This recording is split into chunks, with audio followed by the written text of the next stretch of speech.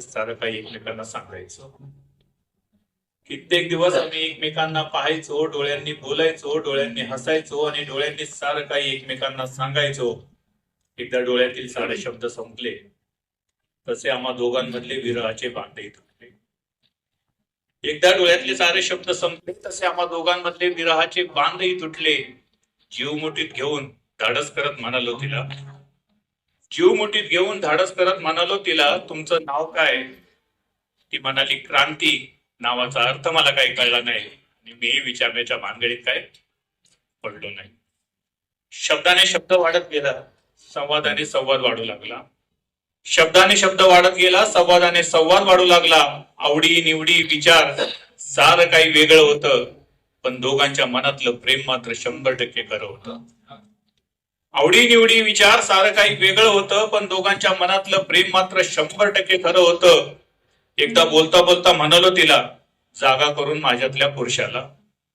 एकदा बोलता बोलता म्हणालो तिला, जागा करून माझ्यातल्या पुरुषाला. लग्न झाल्यावर मी उमऱ्या बाहेर, तू सांभाळ उमऱ्यातल्या घराला. मी उमऱ्या बाहेर, तू सांभाळ उमऱ्यातल्या घराला.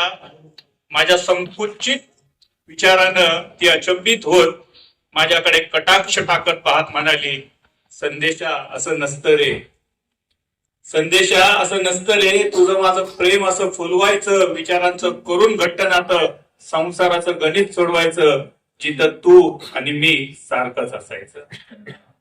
जिथं तू आणि मी सारखंच असायचं. तिच्या उत्तरानं माझ्यातला पुरुषी अहंकार गळून पडला आणि तिच्या नावाचा अर्थ मला आता कळला.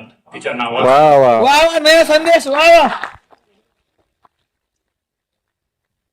नावाचा अशाही असतात प्रेम कविता हा आगळावेगळा संगीतमय काव्यप्रयोग पंडित जवाहरलाल नेहरू सांस्कृतिक भवन, गोले रोड येथे उत्साहात पार पडला.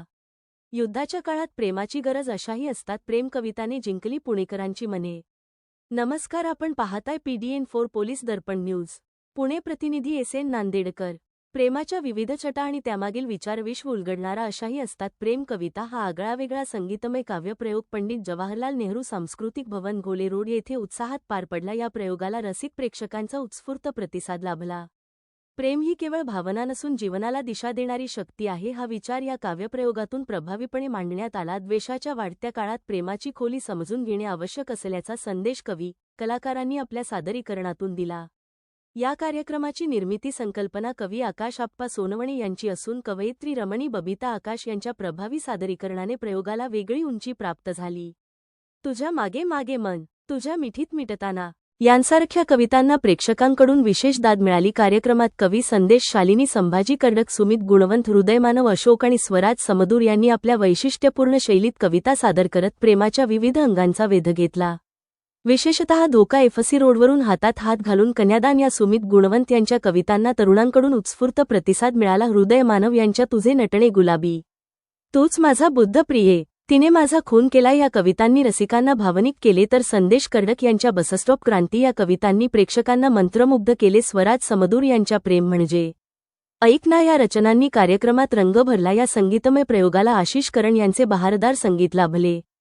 कार्यक्रमाची सुरुवात प्रेक्षकांच्या हस्ते फुलांच्या रोपट्यांना पाणी घालून करण्यात आली, ज्यातून प्रेम आणि संवर्धनाचा सुंदर संदेश देण्यात आला. कार्यक्रमाला साहित्यिक डॉ. राजाभाऊ भैलुमे, कलादिग्दर्शक संतोष संखद, मोहिनी कारंडे, बबन सरवदे, संभाजी शिंदे, विठ्ठल गायकवाड, बाळासाहेब कदम, रंजना कांबळे, असित मेश्राम, अंकुश आरेकर, संघशील भद्रे, चेतन लिंबेकर यांसह विविध क्षेत्रातील मान्यवर उपस्थित होते.